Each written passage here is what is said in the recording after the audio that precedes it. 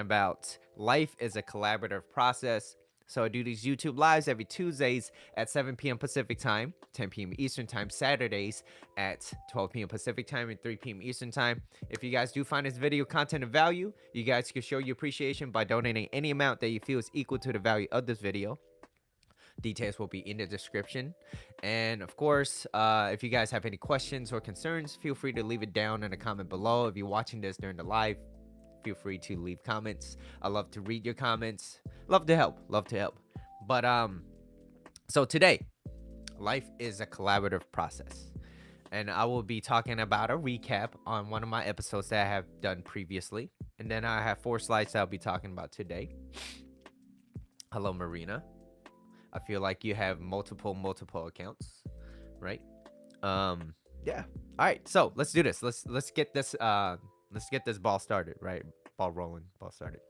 Anyways, recap episode is people who come from broken homes. And the slide will be on love your family but choose your peers. So what does this mean? It means that be careful who you surround yourself with, right? I think it was Jim Rohn that says you are the average of the 5 people you surround yourself with. So depending on who you surround yourself with, that's who you're going to represent. That's going to be kind of who you are. It kind of molds you into that type of person. So just remember that your intentions cannot beat your environment, or your environment will always beat your intentions, right? Think about you being in a refrigerator. No matter how hot you are, eventually, even if I gave you a million jackets, right, you will still eventually get cold, right? Now that's not always the case, that's just an example, but just think about it. If you're always surrounded by people that eat junk food and you consistently want to improve your health, right, and you want to do better, like it's going to cause a lot of resistance, at least for yourself. So it's gonna draw you back. Now, what's one of that word that everybody like talking about? Toxic, right? They like to use the word toxic. Don't be around toxic people, because toxic people will do this, or will treat you like that, right? But then again, it's like, well, the reason why I don't really like that word that much is because it feels very you're saying that they're toxic, but at the same time you're toxic, in my opinion, to say they're toxic. I mean, it doesn't have to be that hostile, so pull back.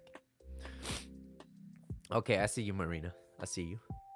All right, so anyways, I started with the quote. It's a very simple one, but it is find a way in, not a way out.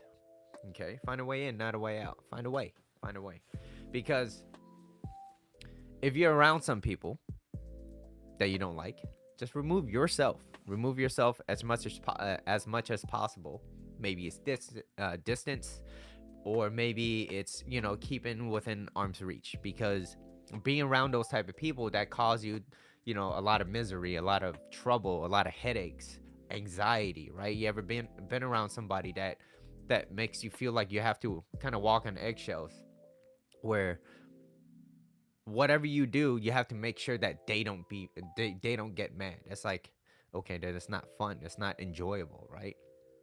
So miserable people will always try to drag you down to their level so that they can feel better about their shitty lives. That's basically it, right? That's their version of, how can I justify myself by bringing you down so that I can feel better about myself, and then I could go on about my day, and then I repeat it day after day after week, months, years go by, decades, and all of a sudden they find themselves kind of lonely, right? And where do you want your path to go? How do you want to choose your path, right? You got to make sure where is your destination that you want to be, but along that path you want to enjoy the process. So misery loves company, right? They will try to run your life when they can't even properly run their own. No one will ever do or say anything that is not a direct reflection of how they feel about themselves in a moment, right? So you ever gave somebody, example is like, you ever gave somebody your opinion about something, and then they will be like, "Ooh, I don't really like that." So yeah, basically that's how they feel about themselves, right? Whether it's the food you eat, or the people you're around, or you're talking about another person, right? That's why I don't like to participate in gossip. I don't mind talking about another person as long as it finds a solution for you. It's like, okay, okay, why are you talking about this person? I get that you don't like them, but why? Okay, if you don't like them, what are you going to do about it? Are you going to sit there and expect something to change without you doing something or an action step? Or are you just going to just complain and talk about it over and over and over and over like a broken record? Because eventually, no one wants to hear that. Okay, eventually people will pull away. Now, but that quote is from Coach Corey Wayne, so shout out to Coach. Now, moving on. So when they succeed, they will justify their model of the world. And then, so what ends up happening is they get a lot of justification there. Everything that they say now is reinforced, kind of like the frame of the world and how they view it. Everything kind of just gets thicker and thicker. And as the frame gets thicker, that their model of the world is more solidified, and so they're going to continue to do that until somebody just be like, look, I ain't gonna take your shit. So you basically are setting and enforcing healthy boundaries. And what I mean by that is when you set boundaries, you make sure you want to enforce those, but it's healthy too at the same time. So what I mean by healthy is you're not passive aggressive, you're not being aggressive like f you if you're, be like, hey, look, I don't participate in whatever you believe in, but at the same time, if you want to do what you got to do, you go do it somewhere else, just not around me, because that's not what that doesn't fly with me, basically, right? So that's a healthy boundary. So you let them know that it's not okay for you to keep overstepping it. It's not okay for you to keep yelling at me. Like, that's not cool. That's not chill. And if that's gonna continue, I'm out. So now moving on. Um, when you do challenge it, and when you do challenge, and when you set your and enforce it, they will challenge you. So just remember that. Know what you are standing up against and stick with it, because otherwise, if you break down and then you set those boundaries and you try to enforce it and they break you down, that just causes them to understand that, hey, look, I could just break this person down by yelling and blaming and maybe being angry, right? And it makes you kind of like draw back, so then it puts you in a weaker, lesser position. So remember that once you set those boundaries, you want to enforce those, you want to stick with it. Okay, otherwise they're gonna walk all over you. And once you let them walk all over you, you're inviting more aggression into your life, right? Weakness invites aggression. So be careful with being weak, okay? Now, that isn't to say that you should not be vulnerable. And that's a whole different, being vulnerable and being weak is two different things, okay? That's from my perspective. But anyways, moving on. It all starts with your environment. So environment will always beat your intentions. So if we grow up with a dysfunctional family, friendship, people always yelling at each other when things don't go the way, they start yelling and screaming. Yeah, of course. Then your model of the world is going to be like, well, if I don't get it, I'm gonna start yelling. And that's how I grew up, and I thought that was normal. So when I was going out and then I started seeing friends, I said some things that that I wish not to repeat again. And yeah, it just caused them to kind of like, yo, Mitchell, like, I don't want I don't want to hang out with you. I don't, right? And that, so when they say something like that, I could easily just be upset and start blaming them. Be like, what you mean? Like, you effed up. Why the hell did you drop that? Like, what's wrong with you? And then it's like, look, it's and then they have to kind of like be like, look, I just dropped a piece of chicken. Like, it's not that big of a deal, right? Dropping a piece. But to me, it was a big deal because I grew up like that, right? Dropping chopsticks, forks, spoons, right? You can't drop anything in the house. If you do, something's wrong with you, right? Apparently. But then I started pulling back and I started looking at it instead of, and I'll get into it as I go down my list and my slides that I will be talking about today. But I stopped defending my insecurities. Okay, so that's something that I want you guys to think about today. So think of yourself as a person standing in front, and your insecurities are right behind you. Those are your insecurities. It's right behind you, and you're defending your insecurities. Okay, so I want you guys to keep that in mind. That's what most people do. Most people do that. It's because it's a feeling that we don't want to feel, because it opens up this door of embarrassment, right? People judging us, and we don't want that. We don't. And so it's easier to just blame others. Okay, so that's an example. um so anyways, that was kind of like the recap. I know I overextended it a little bit, but I'm going on with the slides. But let's see what Shevlin said. Sometimes you need to put your foot down just to get their attention. Yeah. hmm and just letting them know. So, all right. Life is a collaborative process. First slide. You're there to lift. You're there to lift, whether it's in a work environment, whether it's in an intimate relationship or a friendship, whatever it is. Just remember that everybody that you're dealing with, they're human, at least for now, right? Until everyone becomes robots. Um and McDonald's, right? Giving you your anyways. just but you're there to lift, especially if you're dealing with people. You're there to lift. And success is never crowded along the extra mile, as long as you're willing to put in the effort. And so, as you're doing this, I want you guys to remember that it's you're going to get a lot of resistance, but just know that what your intentions are for good reasons. And if you know your intentions are for good reasons, then you should have nothing to worry about. And if people challenge and go against you, that means that those type of people are not the right people for you. They're not, right? Now, like I said, you still have to set and enforce healthy boundaries. You don't want people to, overstep you every step of the way and just take advantage of you. But you just want to make sure that you're okay.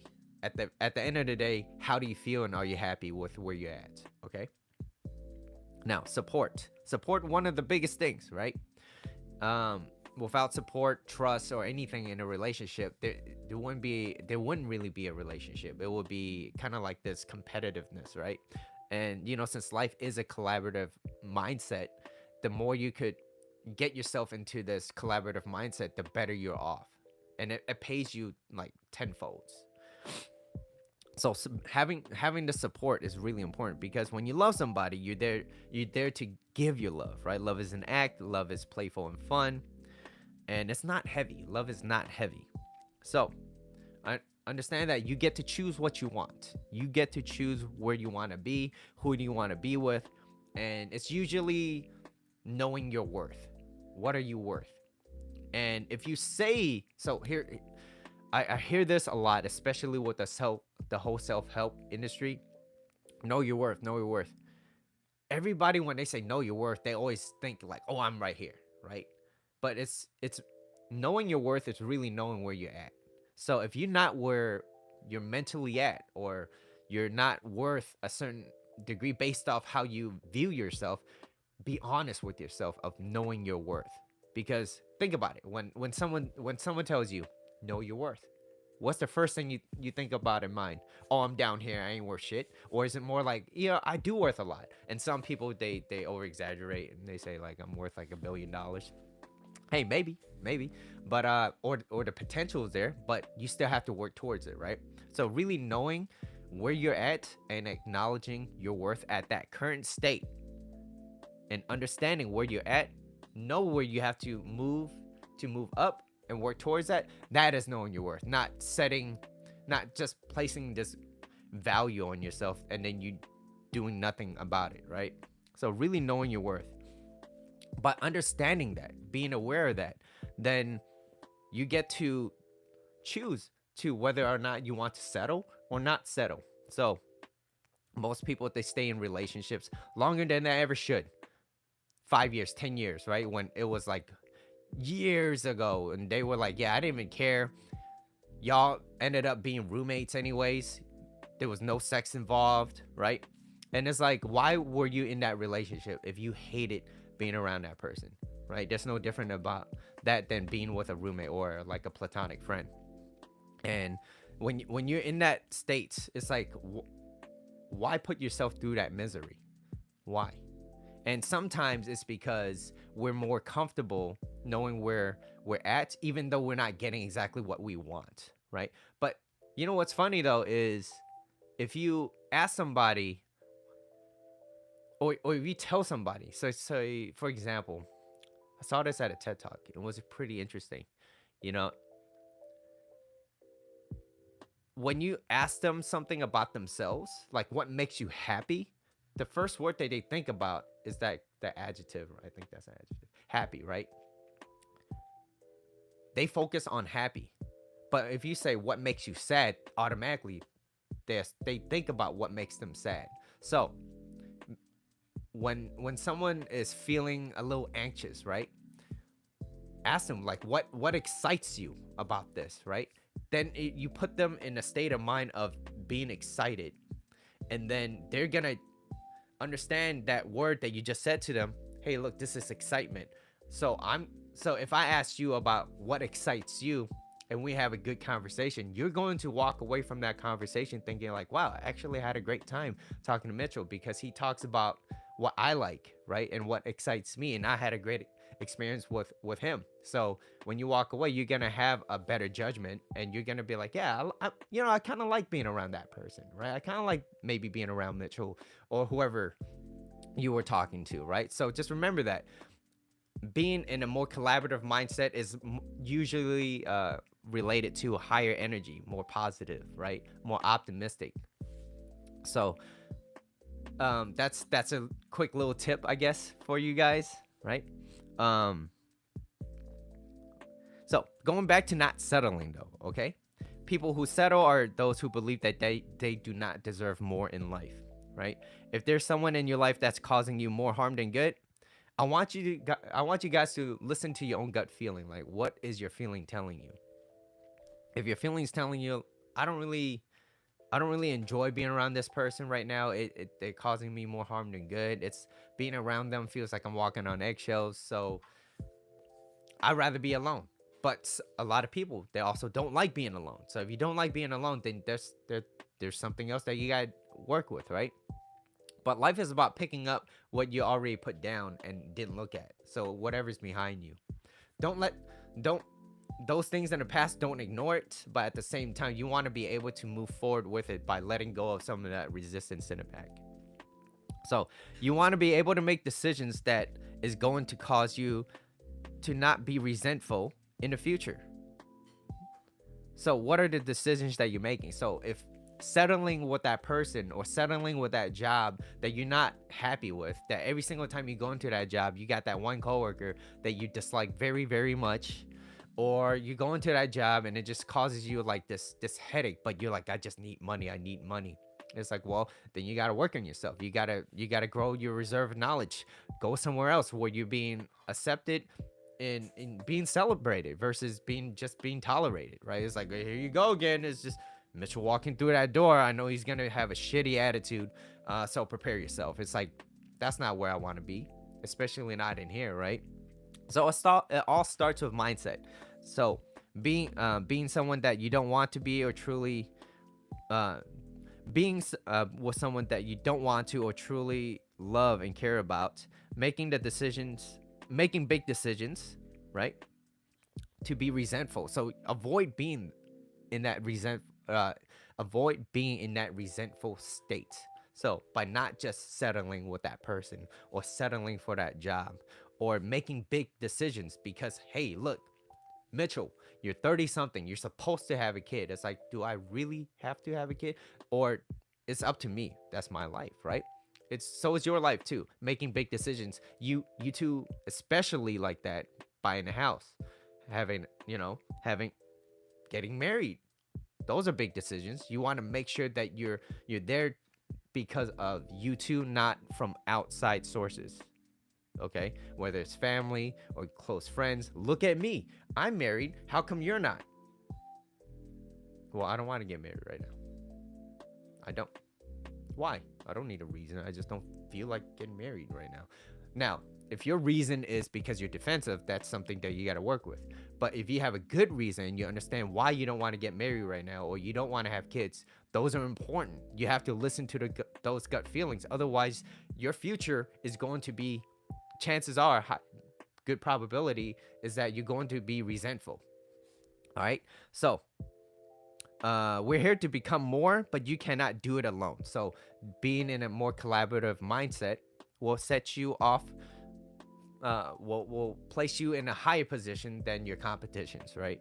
So we're here to become more, but you cannot do it alone, nor do you want to have people step all over you. So like I said, you got to set and enforce those healthy boundaries.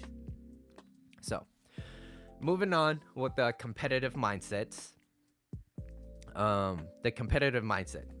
The mindset is not only draining, but but everything in itself feels very forceful. It just feels forced. And just think about it. When you first met that person, or when you first got to know that person, did it feel forceful? What was it more like, damn, I had to force myself to like that person? Like, attraction is not a choice. You don't get to choose whether or not you like that person or not. But then there are certain things that you could do that makes you more of a likable person. But if they don't like you for whatever reasons, like I said, don't take it personal. That person's just not right for you. There's 7 point whatever billion, almost 8 billion people out there that will like you. Okay, there's plenty of other people. Okay, so being in a competitive mindset, it's very draining. Just think about it. Every single time you walk into this conference room or your job, like, I need to do this so that I can be better than that. And it's like, I got to do this to show. It's like, who you doing it for? Are you really doing it for yourself? And if you are, it's a lot of push energy. And just think about it. How much push do you have until your body feels burnt out or drained?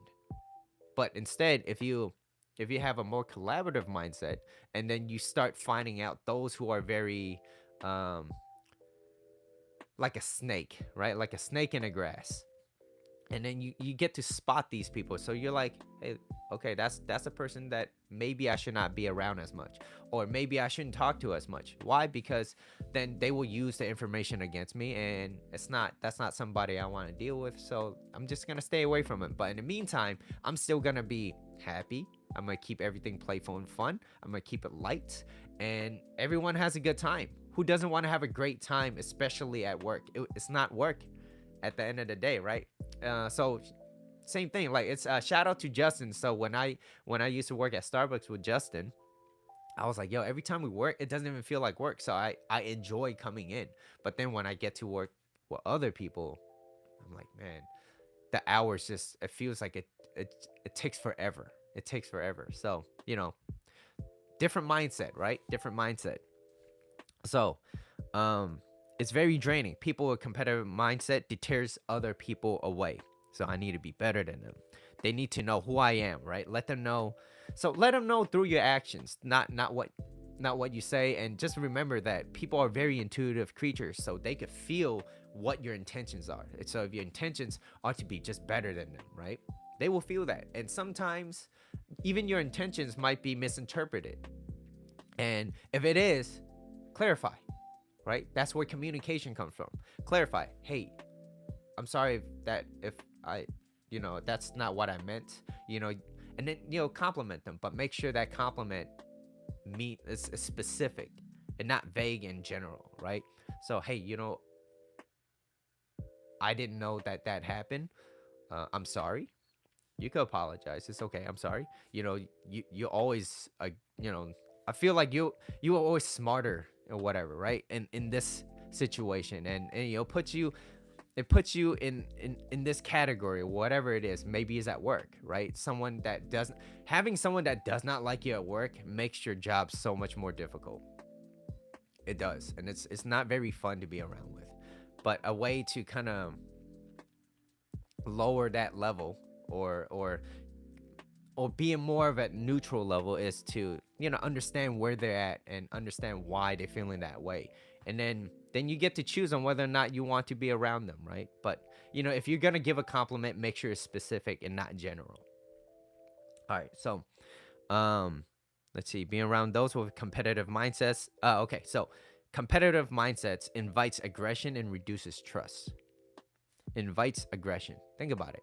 If you're always trying to be better than the next person and you're very forceful and you're aggressive with it, it invites aggression. Think about it. I'm trying to get your job. I'm trying to get your job. And so it's like this person's trying to get the promotion before me. Trying so it invites aggression, right? Whether it's passive or straight up in your face, invites aggression. And you want to and it reduces trust. So I think at least in the world today, trust is very hard. First of all, it's one of those like it's very easy to break, super easy to break, and it's hard to earn. And not only that, it's very scarce. Trust is very scarce.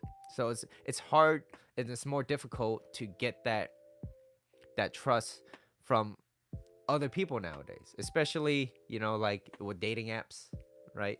A lot of people just want to mess around, but some people on dating apps they want to have a good healthy relationship, and it's discouraging. It's very discouraging. And also, don't even get me started on TikTok, because I started seeing these girls that are working out at the gym, or a guy's approaching them, and they're not really being aggressive or anything, and they're like, and just because she doesn't like him and he's trying to introduce himself, she's like, oh, like, what the hell, why are you talking to me like I'm entitled and I'm better than you? First of all, you're creating more people out there to not want to do that, right? And yeah, it does separate the more confident guys, it does, but it also is like, do you want guys to approach you or not? And if you do, treat it like a compliment. Why are you so aggressive, right? Why are you so competitive? um but okay, let's see. Greg, you said, tell me about it. One lady at work got aggressive with us other employees. She ended up losing her job and unnecessary aggression and anger management issues, right? And also this, so like there's a difference between being weak and being vulnerable. Like, look, just because I'm showing myself, it does not mean I'm weak. It means that I'm allowing myself to grow. That's the only difference. And I want to grow, so then I don't have to deal with your ass, basically, later on in life. So okay, people with people who participate in competitive mindset are more likely to be hostile and conflicted. So they always finding little short temporary reliefs, right? Whether it's blaming you or blaming the world or blaming the government, and hiding behind their feelings, or defending their feelings so that they don't have to feel that feeling, right? So this was from Julian. I've said this before, but I want to give you that list. And it starts from the bottom up, okay? So apathy, right? Apathy is people with high resistance. They feel like giving up. F it, forget it, the world sucks, I don't want to do anything, it's the government's fault, right? So by understanding them, understanding that people in the apathy level, sometimes it is helpful, okay? It is helpful to be like, you know what? It does suck. That person that you're around, it's their fault. It is. I understand you. But don't stay there. But by telling them that, if they're in apathy, it gives them hope. And hope is like that little extra boost of confidence. It's kind of like jumping your dead battery. It doesn't even start, right? I get it. Your car should not be moving, but it needs to move to this mechanic so that you can start fixing it, right? So it's kind of like, all right, it's not good to have this car running, but it needs to move so it could get there, right? Bad example, I get it, right? You could tow it there, but you know what I mean, right? But it gives them hope so that you could fix, or they could fix themselves. And then it goes up to grief. Okay, grief is like more the victimhood. Like, it's me versus the world. Why me? Poor me. Everything happens to me, not for me, but everything happens to me. Things suck. And at this stage, it's very helpful to be like, yo, you're being a little bitch. Stop being bitch. You being a bitch. Chill. Relax. Like, this is what you need to do. You have to do it. Stop being a bitch. Okay, so you see that apathy. No, I do get it. The government does suck. Oh yeah, those friends that you were with, yeah, yeah, they don't understand you. They kind of suck. Yeah, they do. Boom. You're a bitch. Okay? Stop being a bitch. And then when you tell them that, there's anger. They be like, what? F you, right? Or there's fear. I'm sorry. There's fear. Because behind anger is fear, right? So it goes apathy, grief, right? And then there's fear, and there's anger, and then after that, you're going past this threshold. So there's fear. I gotta protect myself. Ooh, bad people, stay away, right? And then after that, once they don't get what they want, they become angry. Okay? And then notice that from apathy to grief, right? To fearful to being angry, the energy level, it kind of rises. It's more energy. Not necessarily good energy, but it requires more energy, right? It requires nothing to be like, forget it. Life sucks. So now that's the four on the bottom. Those four are the competitive mindset. Okay. Now those with competitive mindsets gets you what you want quickly in a short term. Okay. In a short term, and it has worked for them, so that's why they're sticking to what's comfortable, and it has worked. So if I don't like what I'm receiving, all I have to do is start yelling at you and blaming you. You know what is the point of me doing this talk? You guys won't understand anyways. Like, you guys are not that smart. What's the point, right? Imagine that was my mindset going into it, right? One, it's not going to invite any of you guys to want to participate in this. It's like, okay, Mitchell has a shitty attitude in life. I'm like, no, I don't want to be around that. But instead, it's like, okay, this is where you're at, and you understand it on your own free will, and you're like, hey, maybe I am insecure, and because I'm insecure, I have to listen to that. And so you're speaking to yourself now, and you're allowing yourself to be vulnerable to yourself, right? And no one's judging you, no one's being hostile, no one's blaming you, no one's showing you this freaking mirror that you suck, and you're acknowledging it, and that's okay. And when you're there, you're vulnerable, and when you're vulnerable, you're allowing yourself to grow, and which is not a lot of people want to feel that feeling, because they feel like once they're vulnerable, they're weak. That there's that thin line. Yes, it could easily get there, but like I said, just because you're vulnerable, it does not mean you're weak. It means that you're allowing yourself to grow, right? So it's great for the short term. They get what they want, but people lose trust in you eventually, and it causes them not to want to work with you. So whether it's a work environment or as a partner that you have, whoever it might be, this no one wants to be around you, and then you find yourself being single, being left out. No one invites you to parties anymore. It's like, who wants that? Some people, and then once you don't get that, you're like, yeah, I don't even want to be with them anyways. You see that? Very competitive mindset, right? Still very competitive. So being in an intimate relationship, okay, needing to be better, okay. So stop feeding into that fear. Moving on to my next one is, so how to avoid this competitive mindset. And I got this from a TED Talk. How to avoid this competitive mindset. So there's a way. Mitchell's giving you a solution. Okay? So you can't compete externally, right? You can't compete externally if you cannot collaborate with yourself internally. Okay, I want you guys to let that sink in. Okay? Let me say it again. You cannot, or you can't compete externally. You can't compete if you can't even collaborate with yourself internally.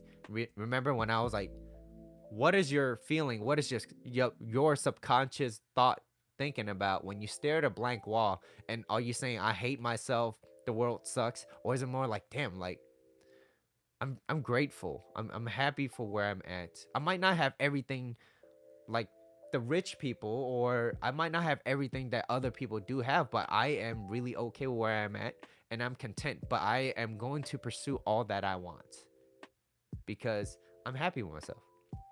And you're with that type of energy, it's very inviting. It's like, it's okay. Look, I don't need to have everything. It's okay, right? And it's like more people are willing to want to help those, especially that wants to help themselves.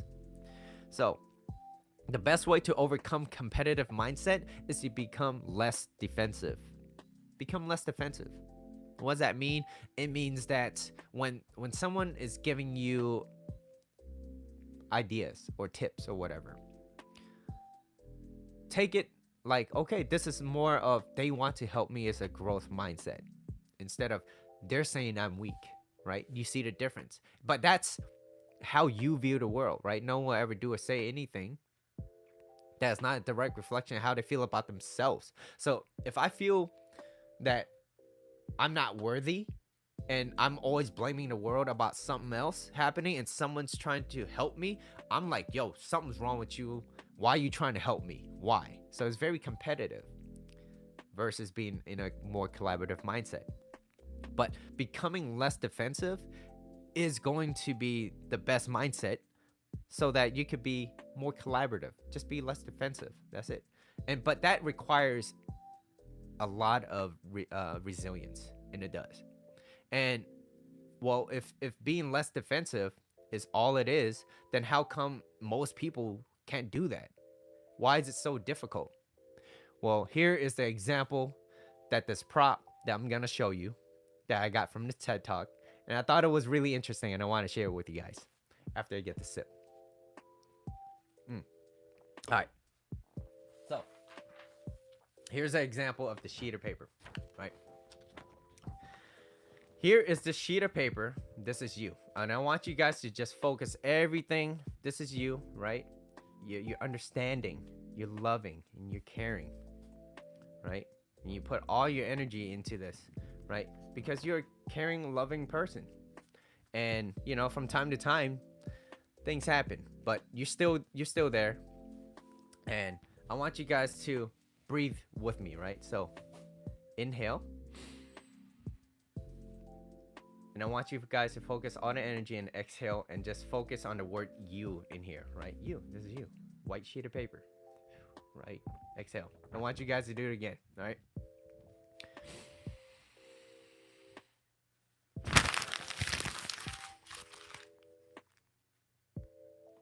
How did it make you feel? How did it make you feel? That does it make you feel like you want to collaborate with me? Do you trust me based off what I just did? It doesn't, right? So it causes you to be more defensive, right? But what I just did there was an example of it puts yourself in this position where it allows you to practice, right? Once you become more defensive, once I just crushed it, you're like, oh, like a little part of your, you know, your physiology, some things inside kind of like pulled you away, right? And that's natural. But it's also being able to be cognitive and just understanding like, okay, if I am defensive, how do I become less defensive? By practice. And that's what it is. It's by taking that action step, right? So by taking that action and pulling yourself away from it, it's like, look, I got defensive, but instead of being more defensive, I need to be less defensive and understand why they are saying the things that they are saying or doing the things that they're doing.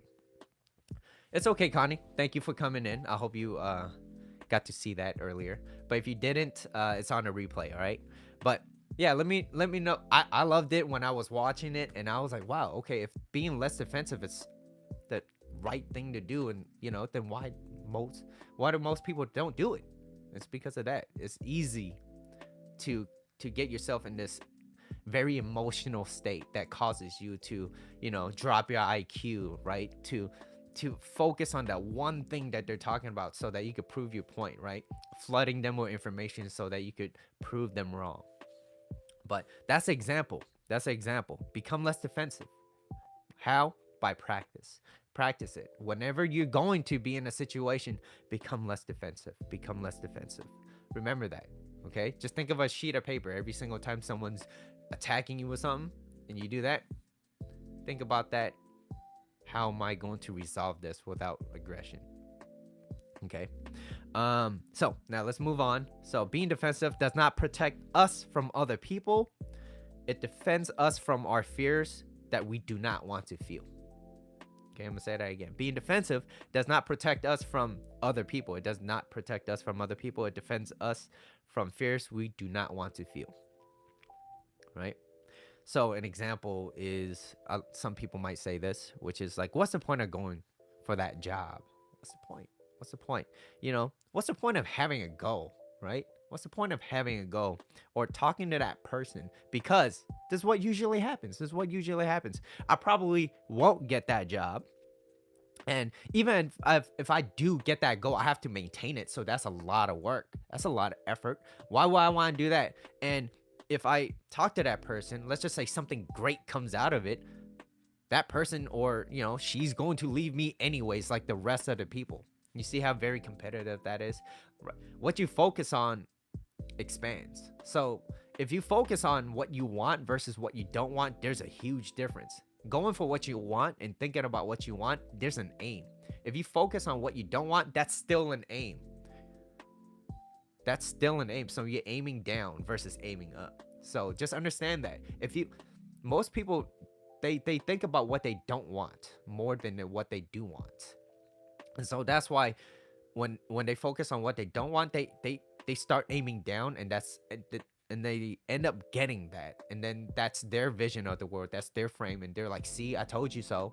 And then people at the bottom, they're waiting for some miracle to happen, and it doesn't happen. And even if they do get it, eventually it's gonna go away because they don't even know how to sustain it. So aim for what you want. If you don't go for the opportunities, other opportunities won't come whether you get it or not. The effort matters. And even if you do get it, you might not be able to sustain it, right? So there are things that you have to do consistently, right? There are things that other people do that are attainable, but they're not sustainable. So how do you sustain this? By practicing, remembering what you need to do. And sometimes we need being reminded of. And so that's why I love being able to wake up, being able to do this at least twice a week with you guys and talk about it. And then I find myself consistently thinking about this, and it's been a few years for me, and I'm at a much more happy or peaceful state, and that allows me to think, and it allows me to be around people, and I enjoy those people. And then those other people that I don't like, I don't hang out with them as much, or I keep a distance, right? And so I'm looking out for myself first. um but yeah, so let's see. By adapting a different mindset, instead of thinking they're trying to belittle you or seek for opportunities, look for a growth mindset in yourself, so that it allows yourself to be less competitive, or how to avoid that competitive mindset by being less defensive. So um remember in the beginning of the show, I was talking about you standing in front of the guard, like you're the gatekeeper of what are some of the insecurities that you have behind. So a lot of people, this is what they're doing, and they don't even know that they're doing it. I if I stand in front of and start defending myself and blaming you, saying like, what's the point of doing this? What is the point? Oh, it's funny. I like that line. It's funny. It's funny to me now, but I used to say it too, and I used to mean it. But what's the point of doing it? It's I won't get anywhere with it anyways. I'm really protecting myself, or protecting or blocking from my insecurities, right? So I get to protect my insecurities by defending and blaming you, so that I don't I don't have to feel unworthy. I don't have to feel unworthy, right? I'm standing in front of my insecurities. So you're defending something that's constantly holding you back, and which is your fears and your insecurities, right? So remember that humans, we have two greatest fears. One is we're not likable or loved, and the other one is not being competent, right? Inadequacy, not good enough for a certain thing, right? But how do you build that? Where? Right? It takes courage. It takes that next step, and which is going to be on my next slide, because I was talking about the competitive mindset. You know, it was apathy, grief, fear, and then anger, and then moving up that scale, it passes the threshold, and you go into courage, right? And then it's going to be in a more collaborative mindset. So, but anyways, going back to the defensiveness, it allows you to hide fears, right? So I don't have to face my fear, And how convenient is that? I don't have to do anything, right? That's why shows like Jerry Springer, now we got TikTok about people like, what is it, clout chasing, blaming other people. It's like, why would you? It's like, why are you putting other people down? Yes, I get it. You get your views, you get your validation, but is it really something that is really going to help you in the future? Is it really going to help you, or is it, or are you just going after those likes? Because I get it. It's a quicker way to.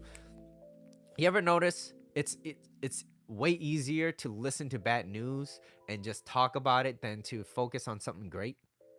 Because focus on something great, it feels boring. It's like, there's no drama in there, right? That's, imagine you're watching this TV drama and nothing happens to people. Everyone's happy. It feels boring, right? It feels boring. It's like they're always happy. But then once you start hearing drama, oh, what's the news? Like, what's going on, right? Then you're more interested in it. Let's see. Connie, is it, it's not worth the energy to fight and attention. Is it wow or now? Wow. I didn't know clout chasing was a thing. Yeah, it is. It's, so I gave the example of some guy was trying to go up to a girl and talk to her. I guess she had her phone down at a gym, and she posted it up because this guy walked up and introduced himself, and he was like, oh, I think his, what he did was he walked up to her and he was like, oh, are you using that machine next to you? And obviously she wasn't, because she wasn't on it, but at the same time he was not sure. He was trying to double check to, hey, if you are using that machine. But also, I get it, he should, he he kind of just trying to work around it and say, oh, no, I'm not. That was his opening line. And then he was like, hi, my name is blah blah blah, right? And then she was like, hi. And then obviously no interest, she closed off, right? So he walked away, but he tried. And I think that's courageous of him. It's not easy for most guys to do a cold approach. So people that do cold approaches, I encourage you to continue doing that, even if you are gonna get shot down, because that's how they feel about themselves if they shoot you down like that. Especially if they gonna give you this hostility. It shows a lot about them and not you. So if you're a guy and you're continuing to do this, be consistent, right? It's not about them, it's about you. So do it for yourself, right? That's masculine energy, right? Going for what you want. um let's see. um so our greatest fears. Okay, so my last slide, got 13 minutes left, and thank you guys for staying on, appreciate it. um but I do have my last slide that I'm going to be talking to you guys about today, which is couples that play together, they stay together, right? Have you ever been around those couples that you know, or they're just older couples, and they're always playful, and they keep it light and fun, right? And they're just like, they're still holding hands, they're like in the 60s, 70s, they still kiss each other. It's like, that's beautiful, and that's something that I would love to have. And it's like, no matter how old you are or how old you get, you keep this very light, playful energy, and people, it's just very inviting. It's not only cute, it's something that's very healthy, right? It's healthy. And yeah, it's like, people want that, but then yet they all they focus on is that their aim is down. They focus on that downward aim. And of course you're not gonna really get what you want, because that's your focus. If your focus is to focus on, not like, what's the point, versus this is what I want, aiming up, there's a big difference, right? And so remember, be careful where you aim. Jordan Peterson, all right? Be careful where you aim, because if, and especially for those people that aims down all the time, even if they're your family, you gotta want to be careful, right? Are you secretly trying to fart? No, if I farted, you were hearing noise, and I've been eating very well, so it won't smell very bad. All right. those who those are kind of couples I ask relationship advice from, right? Exactly. So those are the people. It's like, how do you keep it so playful and fun, right?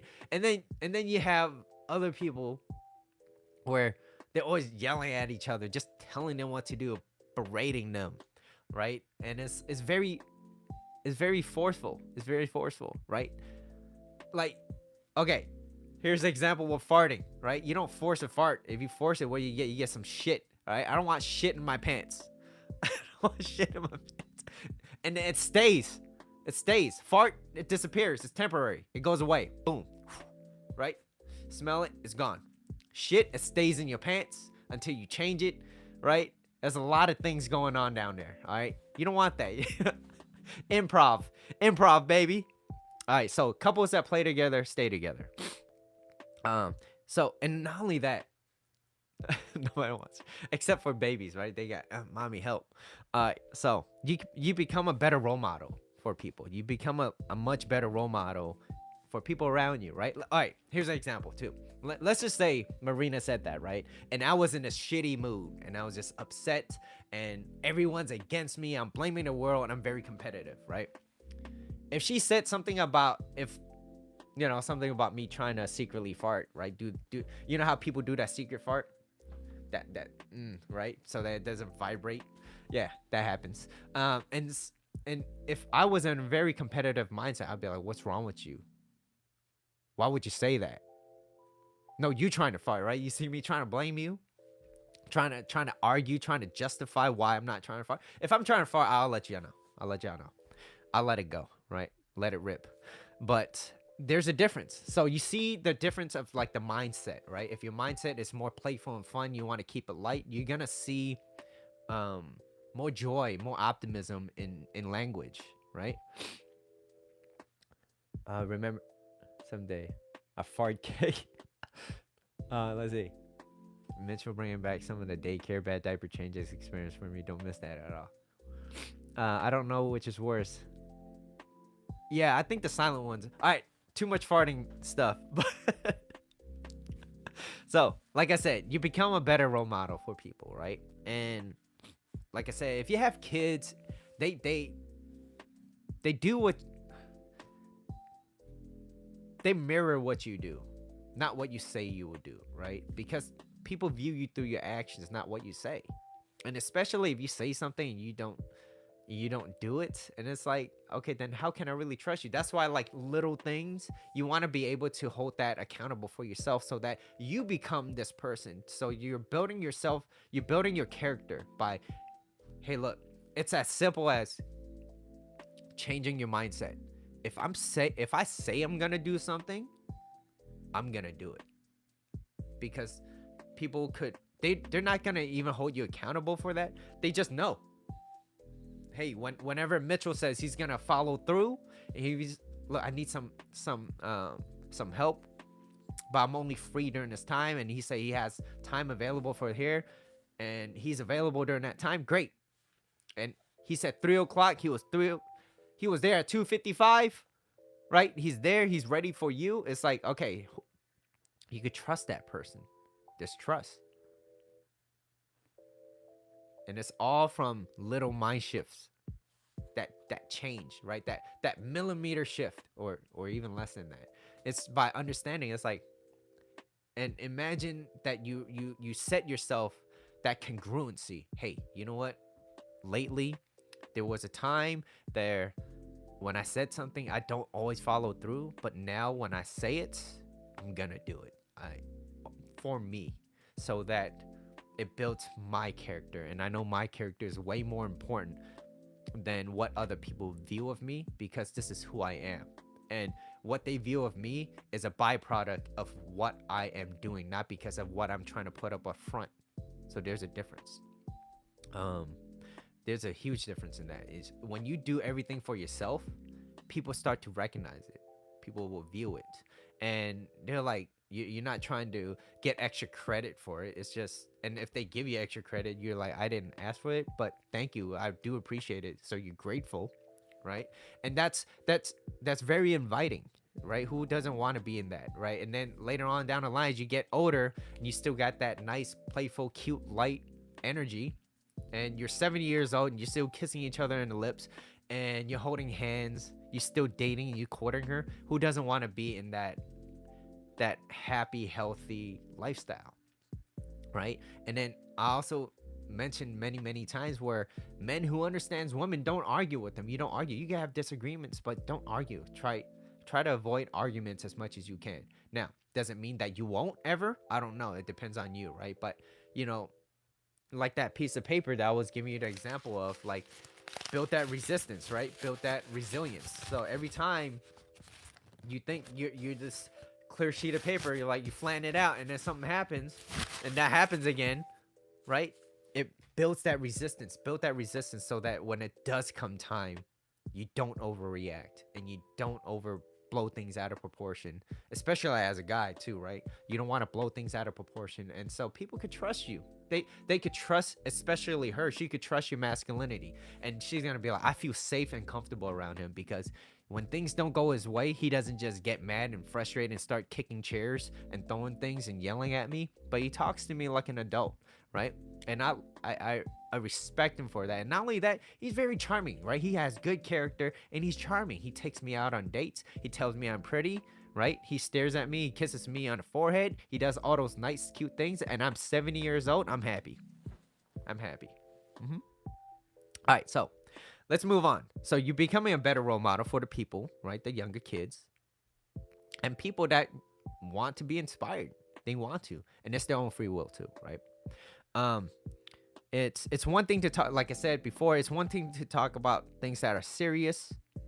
That's a serious subject, but it's another to make it heavy and serious, right? You could talk about things that are serious but keep it light, and or you have a choice to keep it heavy. Like I said, it depends on how you view things and how you view the world. And if you view the world as everyone's kind of against you and you're always heavy on this, then yeah, that's how you're gonna relate to that, and that's how your demeanor, your tone is gonna be delivered. Like I said, you can still get your point across without yelling and flooding them with information, just to prove a point. You can keep it light, playful, and fun, and just let them know, right? That's why I feel like comedians, especially when they could teach you something and make it fun. Like, I could sit there for hours. Right? Imagine more teachers are like funny teachers. If that was a prerequisite, that would be great. That would be great. I would love learning, right? Anyways, so here's an example of being very defensive versus collaborative, right? So, like, say for example, there's something that happened, right? Your partner or whatever, right? Here's an example. Hey babe, I didn't like it very much when you tell me things and then you don't really follow through with it. It bothers me a little bit. Now, you're not attacking them, you're just letting them know. And then there's a defensive. Most people operate from this place. Well, I'm busy. Sorry, can't do it in a straight face. I'm busy. Do you know how many things I have to do? I have to pay for this mortgage? Who's gonna feed the kids? Who cooks? Who buys the food? Who puts the shit over your head? I still can't do it. Can't do it. But you get that. People get very defensive, right? I'm busy. I have work. I have all these things, right? And then, of course, the other person will get defensive too, right? Just like that sheet of paper that I was giving you an example of. So they're gonna crumble. They're gonna feel like that too. And then they're gonna be like, well, you got time to play on your fucking phone, right? You got time to make posts and shit. And then everyone's always justifying. Instead of, that's defensive. But let's just say you're more in a collaborative state. And then you're just like, oh, babe, like, oh, what did I do? Like, what did I do that, that I said that I didn't do? Like, so that I know, so that it doesn't happen again. Because, I don't want that for me. And how about this too, babe? If I were to ever tell you something that I'm gonna do it, it means I'm gonna do it. But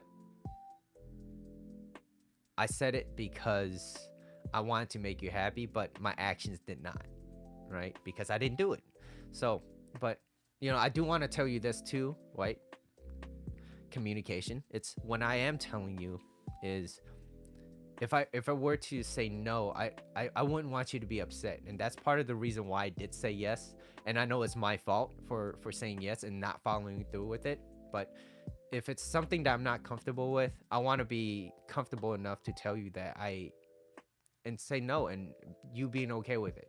And if we could be in that same page, then yeah. And then if as long as you're very as long as you're willing to give to each other and understand each other and communicate, then yeah, it's like, okay, I won't be as mad. I won't be as upset. Now, if they are going to continually doing that even after you saying no, you have two options. You have one, do you want to still be around that person?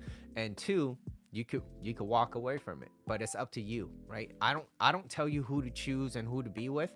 I'm just here showing you like there could be better. There could be. Okay? And that's up to you to decide on whether or not you want to move on with it. Now, like I said, if your life is miserable and you're never happy, then that's something that you want to listen to because it's very draining, right? It lowers your immune system, you're stressed, you're always in this bad mood, no one wants to be around you, then it's like you're not really living a life. It's oh, at least that's not to me, right? Always trying to argue with somebody and be very competitive.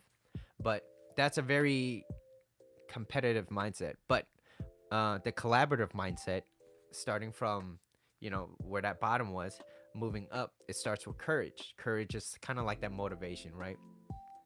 taking action taking action breeds confidence and courage. Inaction breeds fear and doubt. Dale Carnegie. So having that courage, you get that motivation, you want to start doing something, right? And then it builds up to this desire that you want, which is you want to do it because you like doing it based off your motivation, right? Say maybe it's the gym, right? Whatever it is, working on your mindset, whatever that is, and you working on that. If you have a great body that you work for, and you not only walk and you feel good, but then you have a good mindset and you have good character and you're playful and fun, that is extremely rare. And you find that person, you don't let them go, right? You want to make sure that they don't let them go, okay? But what I mean by don't let them go, it doesn't mean you put them on a leash, okay? Don't put them on a leash. Nobody wants to be no one no one wants to lose their freedom, all right? I'm pretty sure if a dog had a choice, they wouldn't want to be on a leash, okay? But we do it for safety reasons. Anyways, courage, desire, that's your interest. That's what you want to be, right? So it starts from courage, motivation, and it goes to desire, and it goes to kind of like your purpose, what you want to do, what you enjoy doing, that it just naturally draws you in, right? And then from then it's love. You ever heard what's that cliche that you always love will, maybe some of you guys could fill in that little gap for me. Love will always win or something like that. um I gotta figure that out, that's on me. But it notice that energy level from being having courage, right? After breaking through anger, you have courage. Love prevails, something like that. Yeah, thank you, Greg. But it starts from courage to desire to purpose and love. Notice that the energy, it's the in the beginning, that courage, yes, you do have to push a little bit, right? But it's less pushy. It's not as forceful. But then as the energy kind of moves up, it draws you in now. Instead of you forcing it, it kind of draws you in, right? And it pulls you in, and it's one of those influences. Remember I was talking about, and I haven't spoke about this for a bit, so I'm gonna bring that up, which is the three influences. Ones that keeps pulls you to the back, one that pulls you to the side, and one that pulls you forward, right? So depending on which influences that you focus on, that's where I could see where your life is projecting, and whether or not are you a fun likable person based off those three influences. Because if you're always talking about the past and you're very pessimistic about it, or you're always distracted, right? The things that pulls you to the side, and you're constantly being distracted, and you being distracted because you don't want to feel anything. You right? A lot of people, they do that. They come home and they distract themselves with a million things so that they don't have to feel a certain way, and it's very temporary things. So focusing on the past pulls you to the side, and focusing on something that pulls you forward. You have a purpose. This is what you love doing. and you go for it. But as you're doing it, you don't forget about the people that you care about. So as long as you have that focus on what your purpose are and you love what you do, it's no longer going to feel like it's a job. And you just, and who doesn't want to work with someone that has such passion through what they want to do, right? So imagine imagine working with a personal trainer. Yes, maybe that personal, let's just say there's two trainers, right? One that's not as great, but they're good at where they at where your level is, and someone that's up here that is very good. Okay, but let's just say this person has a lot of potential. They're new to it. They're not as great as this person is, but yet you like their energy. They get you to where you want to be, but at the same time they're constantly always growing. They're reading, they're going back home, they're like, hey, guess what, I found out, this is great, new scientific data. I think this is going to be helpful for not only your health but for your workouts too.